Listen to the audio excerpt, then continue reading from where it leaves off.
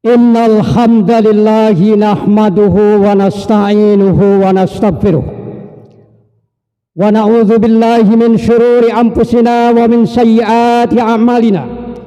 Man yahdihillahu fala mudhillalah wa man yudlil fala hadiyalah. Asyhadu an la ilaha illallah wahdahu la syarika lahu wa asyhadu anna Muhammadan abduhu wa rasuluh. Allahumma salli wa sallim ala Muhammadin wa ala alihi wa ashabihi ajmain, amma ba'd. Usikum ibadallah wa nafsi bitaqwallah faqad fazal muttaqun. Qala Allah ta'ala fi kitabihil karim, al-yawma akmaltu lakum dinakum wa atmamtu alaikum nikmati wa raditu lakumul islam madina, al-ayah. Ya ayyuhalladzina amanu dkhulu fis-silmi kafah wa la tattabi'u khutuwatis syaitan innahu lakum aduwwum mubin. Shadaqallahul azim. Saudara-saudara sidang jamaah Jumat yang dimuliakan oleh Allah Subhanahu wa taala, pertama-tama marilah kita panjatkan puji syukur kita kehadirat Allah Azza wa Jalla yang telah melimpahkan taufik dan hidayat kepada kita semuanya. Karena berkat rahmat dan inayahnya lah sampai saat ini kita masih diberi karunia kesehatan oleh Allah Subhanahu wa taala, sehingga kita bisa datang ke tempat suci ini dalam rangka menunaikan salah satu perintahnya, yakni melaksanakan salat Jumat bersama. Selawat dan salam semoga terlimpah kepada Nabi kita Muhammad sallallahu alaihi wasallam beserta keluarga dan sahabat-sahabatnya serta seluruh pengikutnya yang setia sampai hari kiamat nanti. Saudara-saudara, adapun tema khutbah yang ingin saya sampaikan pada hari yang berbahagia ini adalah di manakah letak inti potensi kekuatan ajaran Islam yang hebat itu, yang apabila ajaran-ajarannya dipahami dengan baik dan diamalkan secara utuh akan mampu menghasilkan manusia-manusia yang cerdas, unggul dan dinamis dalam kehidupannya untuk memajukan satu masyarakat, umat atau bangsa dengan cepat. Saudara-saudara, ini satu pertanyaan yang mungkin perlu kita kaji dan perlu terus-menerus kita hidupkan. Sebagai seorang muslim, hal ini haruslah kita ketahui dengan baik. Nah, untuk menjawab pertanyaan ini, saudara-saudara, kita perlu menelaah sejarah kebudayaan dan peradaban kita secara utuh dan cermat terlebih dahulu. Berdasarkan bukti-bukti sejarah, saudara-saudara, kita sebenarnya tidaklah ada juga yang terlalu luar biasa pada diri sahabat-sahabat pendamping Nabi. Mereka berlatar belakang kehidupan yang sama saja dengan manusia-manusia lain yang pernah lahir di dunia ini. Namun yang menarik, saudara-saudara, mengapa mereka mampu menunjukkan karya-karya yang membuat dunia harus mengakui sebagai satu terobosan yang sangat besar artinya bagi perombakan peradaban manusia. Kenyataan sejarah, saudara-saudara, menunjukkan itu terjadi setelah mereka masuk Islam dan mentaati ajaran-ajarannya secara utuh. Udkhulu fis silmi kafah, kata Allah, masuklah kalian ke dalam Islam secara utuh. Wala tattabi'u khutuwatis syaitan, dan janganlah kalian mengikuti langkah-langkah syaitan. Innahu lakum aduwwum mubin, karena sesungguhnya syaitan itu adalah musuh yang nyata bagi kalian.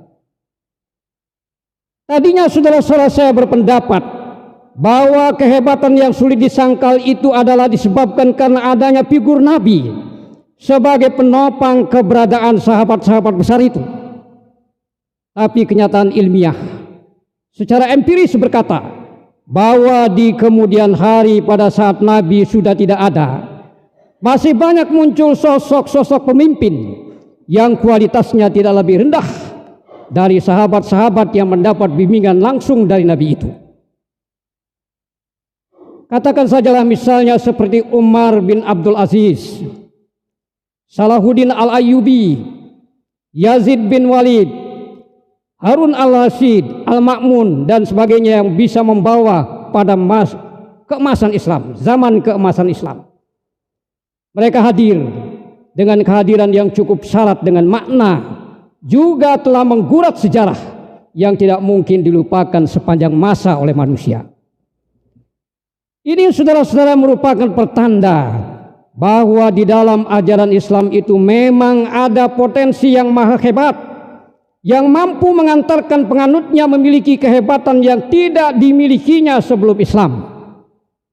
Dan inilah mungkin yang tidak banyak berhasil diraih oleh umat Islam sekarang ini.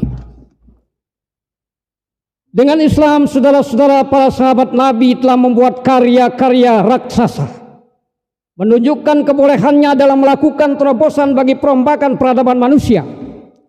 Mereka tampil dalam panggung peristiwa sejarah menerjemahkan ajaran-ajaran Islam itu secara aktual, yang dalam waktu kurang dari 3 dasawarsa berhasil merubah wajah Jazirah Arabia. Dengan Islam pula mereka dididik menjadi manusia yang hebat, karena di dalam Islam memang terkandung potensi yang maha hebat itu. Jadi jelaslah saudara-saudara, para sahabat Nabi itu menunjukkan kehebatannya bukan karena figur Rasulullah Sallallahu Alaihi Wasallam, sebab Islam tidak mengajarkan kultus kepada pemimpin, termasuk kepada Rasulullah Sallallahu Alaihi Wasallam. Mereka hebat karena paham dan patuh tunduk kepada seluruh ajaran Islam itu secara utuh atau secara kapah. Lantas peranan Nabi ada di mana, saudara-saudara? Peranan Nabi hanyalah sebagai pengingat, sebagaimana ditegaskan Allah di dalam surat Al-Ghasyiyah ayat 21. Fadzakir innama anta muzakkir. Maka ingatlah, sesungguhnya engkau hanyalah seorang pengingat. Kemudian peranan beliau yang kedua adalah sebagai penyampai, sebagaimana ditegaskan Allah di dalam surat Ali Imran ayat 20. Wa ma alaikal balag, dan tidak aku utus engkau melainkan sebagai penyampai. Kemudian peranan yang ketiga adalah sebagai uswatun hasanah, sebagai teladan bagi kita semua, sebagaimana ditegaskan Allah di dalam surat Al-Ahzab ayat 21. Laqad kana lakum fi rasulillahi uswatun hasanah. Jadi saudara-saudara, Rasulullah sebagai uswatun hasanah bagi para sahabat dan umatnya menunjukkan satu kehebatan yang sebetulnya bukan dari diri pribadi beliau. Namun Rasulullah hebat karena beliau berakhlak dengan Al-Quran. Kana khuluquhul Quran, kata Siti Aisyah istrinya. Ketika ditanya oleh para sahabat bagaimana akhlak Rasulullah, maka dijawab oleh beliau, kana khuluquhul Quran. Akhlak Nabi adalah Al-Quran. Dengan demikian saudara-saudara, ini berarti siapa saja yang berakhlak dengan Al-Quran, paham isi Al-Quran secara utuh, kemudian mengamalkan di dalam kehidupannya dengan penuh disiplin dan konsekuen, pasti akan menjadi hebat, sebagaimana yang terjadi pada diri Rasulullah Sallallahu Alaihi Wasallam dan para sahabat-sahabatnya itu. Saudara-saudara sidang Jumat yang berbahagia, Rasulullah boleh saja wafat, sahabat-sahabat juga boleh wafat, dan pemimpin-pemimpin Islam yang baik juga boleh wafat. Tetapi kalau ajaran yang disampaikan Nabi yang merupakan pegangan tetap dipahami dengan baik, tetap diamalkan, tetap hidup dan berkembang, maka akan terus bermunculan manusia-manusia yang hebat itu.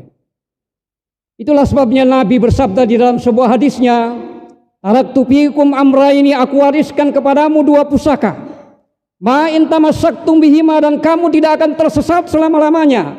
Lan tadillu abada, bila kalian tetap berpegang teguh pada keduanya. Kitab Allahi wa sunnati rasulihi. Itulah kitab Allah, artinya Al-Quran, dan sunnah Nabi Muhammad sallallahu alaihi wasallam. Saudara-saudara sidang Jumat yang berbahagia, kalau demikian halnya, di manakah sesungguhnya letak inti potensi kekuatan Islam itu? Inti potensi kekuatan Islam yang melahirkan manusia-manusia hebat itu, saudara-saudara, sesungguhnya terletak pada komitmen syahadatnya. Syahadat adalah merupakan poros atau as yang menggerakkan roda perubahan umat ini. Dari syahadat berkembanglah apa yang disebut dengan syariah, dan dari syahadat pula lahir penjabaran ajaran moral yang biasa disebut dengan akhlak. Seorang muslim, saudara-saudara, sesungguhnya adalah sosok manusia yang sangat selektif. Mengapa saya katakan demikian? Itu tercermin dalam kalimat pertamanya, kalimat yang paling serius yang diucapkan setelah melewati berbagai pilihan, yaitu kalimat syahadat. Pernyataan memilih Allah sebagai satu-satunya ilah dari banyak ilah-ilah lain yang bertebaran di muka bumi ini. Pemilihan kata dalam kalimat syahadat ini pun adalah merupakan konfirmasi yang teramat mantap, karena kata la yang berarti suatu penafian, peniadaan terhadap sesuatu, penolakan, disambung dengan kata illah yang artinya terkecuali, Allah. Jadi ada penolakan terhadap semuanya terkecuali hanya kepada Allah Subhanahu wa ta'ala. Ini sekaligus saudara-saudara dapat dikatakan bahwa syahadat itu adalah satu liberating force, pembebasan diri dari segala pengaruh, ikatan, kekuatan-kekuatan di luar dirinya selain Allah. Tidak berhak dia diperintah, dibawahi oleh siapapun, karena semuanya adalah sama dan sederajat. Hanya Allah saja yang punya hak untuk dilebihkan. Jadi jelaslah saudara-saudara, semangat yang membara, semangat perubahan yang ada pada diri para sahabat-sahabat Nabi itu tidak lain karena syahadat, karena mereka memegang teguh erat konsep ini. Itu sebabnya Imam Maliki, gurunya Imam As-Syafi'i, berkata, la yasluhu amru hadhil ummah illa bima saluha bihi awwaluha. Tidaklah mungkin umat ini akan menjadi jaya kembali, kata beliau, kecuali dengan memakai konsepsi-konsepsi umat generasi terdahulu di dalam menegakkan kebudayaan dan peradaban Islam di dunia ini. Perubahan saudara-saudara ketika itu tentu saja terjadi karena adanya suatu sistem nilai budaya, kebudayaan baru yang ditawarkan, yang sudah jelas menggantikan sistem nilai-nilai yang sudah ada yang memang tidak benar, yaitu sistem nilai budaya kemusyrikan. Ini sebetulnya saudara-saudara adalah awal dari satu gerakan besar yang cepat yang sering disebut dengan revolusi. Apabila suatu nilai dirasa salah, tidak sesuai dengan fitrah manusia, kemudian ada nilai lain yang juga mempunyai pendukung-pendukung dan kemampuan, maka secara otomatis nilai yang baru itu akan merombak keadaan. Sesuai dengan konsepnya, datang yang hak, hancurlah yang batil. Ja'al haqqu wa zahaqal batil, innal batila kana zahuqa, kata Allah di dalam surat Al-Isra ayat 81.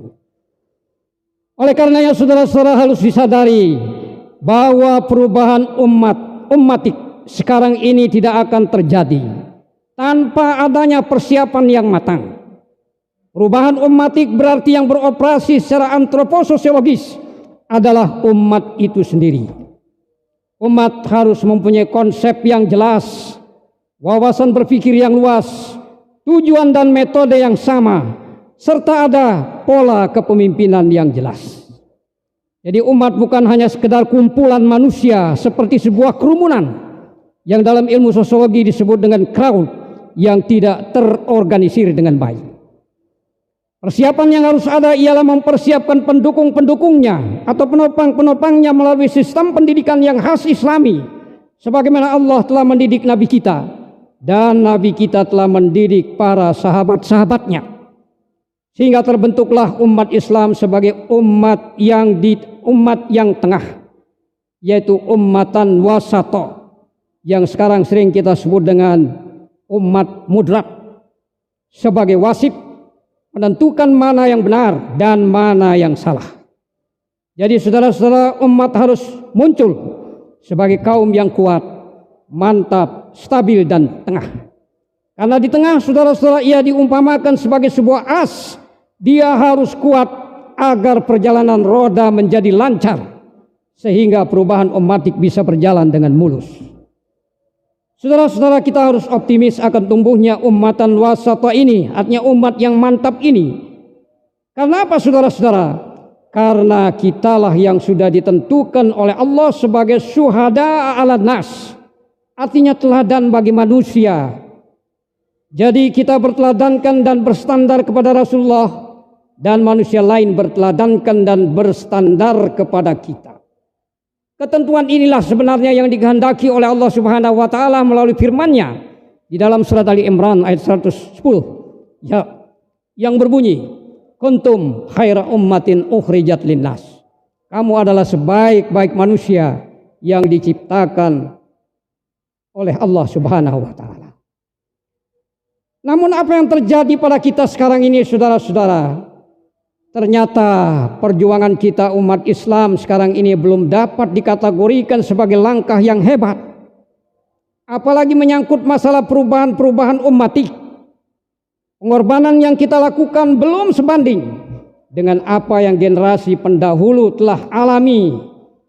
Dapat dibayangkan saudara-saudara bagaimana keadaan sebagian orang-orang Islam itu sendiri yang kadang-kadang masih di dalam dirinya bersarang penyakit-penyakit syirik.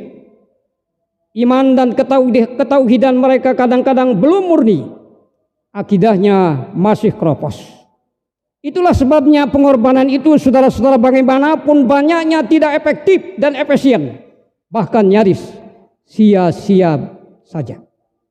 Hal ini pula lah yang dikhawatirkan Nabi dalam sebuah hadisnya, bahwa di satu masa jumlah umat Islam itu adalah banyak, tetapi kualitasnya adalah seperti buih di atas ombak, kata Rasulullah SAW.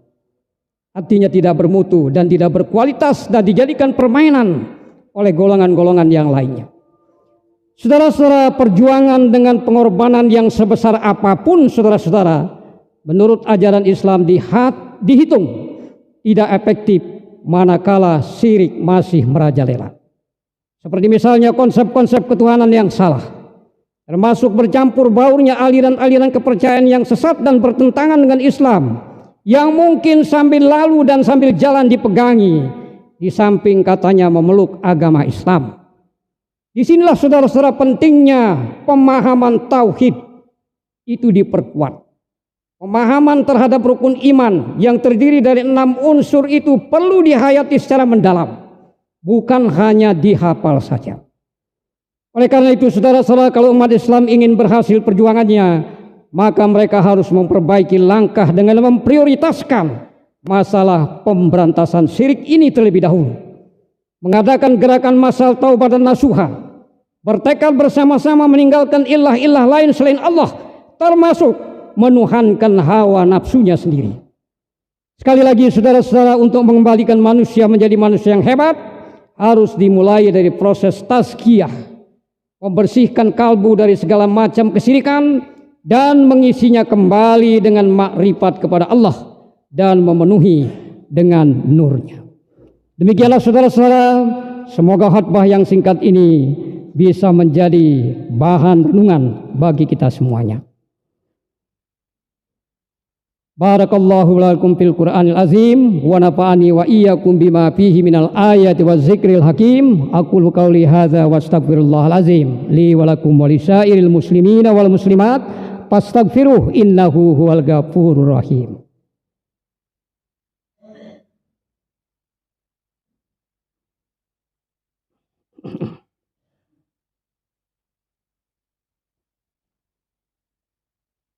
Alhamdulillahilladzi amarana bil ittikhadi wal i'tisami bihablillahil matin. Asyhadu an la ilaha illallah wahdahu la syarikalahu iyyahu na'budu wa iyyahu nasta'in. Wa asyhadu anna sayyidina Muhammadan abduhu wa rasuluhul mab'us rahmatan lil alamin. Allahumma shalli wa sallim wa barik ala Muhammadin wa ala alihi wa ashabihi ajmain, amma ba'. Ya ibadallah ittaqullaha wa syari'u ila magfiratim mir rabbil alamin. Marilah saudara-saudara kita akhiri khutbah ini dengan doa, semoga kita selalu mendapatkan taufik hidayatnya serta selalu berada di jalannya yang lurus.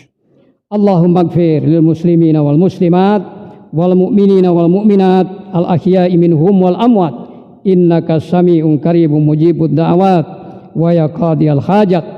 Rabbana atina fid dunya hasanah wa fil akhirati hasanah wa qina adzabannar.